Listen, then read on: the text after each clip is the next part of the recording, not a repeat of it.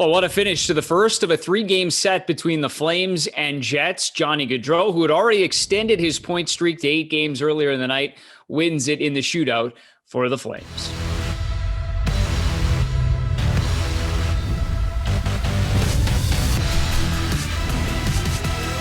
Well, right back at it tonight at Bell MTS Place in Winnipeg. The first back-to-back of the season for the Flames. They'll do it 10 times throughout the course of this year. This is Game Day, brought to you by your Alberta Ram dealers. And what a start to the season series so far between the Flames and the Jets. 2 meetings in, 2 games decided in extra time. The wins going both ways, 3 points each with 7 more meetings to go for the Flames. There are only 2 games this season that have gone to extra time. The Jets have now lost 2 straight and 3 of 4 as they near the end of this 7-game homestand. Right back at it tonight without any travel, which is a nice benefit this season.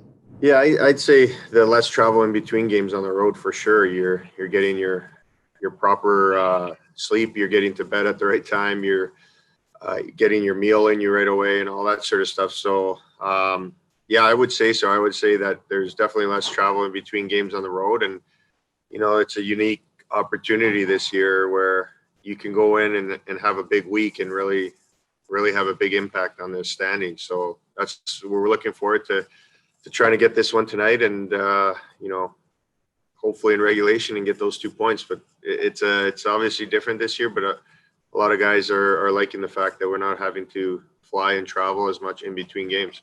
So you could already feel like on this first road trip, you can feel that difference a little bit? Yeah, like the Montreal games, you know, usually after the game, you'd hop on a plane and fly to the next city. And depending on where you're going, you know, you wouldn't get to your hotel room till about 1 and get to bed by 2. But now you're in your hotel at 10:30, 11 after the game, get a meal, and you're in your bed before midnight, which is a big difference, I think. Let's focus on who to watch tonight. Kyle Connor for the Jets after scoring a pair of power play goals in the first period. First time in his career he scored a pair of power play markers in the same game. Connor now up to 6 on the season to lead the Jets. 4 of those have come on the man advantage. And quietly, another very good night for Elias Lindholm, who picked up a pair of assists, giving him 5 helpers now in the last 3 games. He's tied for the team lead in points with 10, but maybe more impressive, won all but 2 of his faceoffs last night against the Jets, including the one that started the second period, just 7 seconds in. That Chris Tanev long-range goal. Hey, you got to win those faceoffs.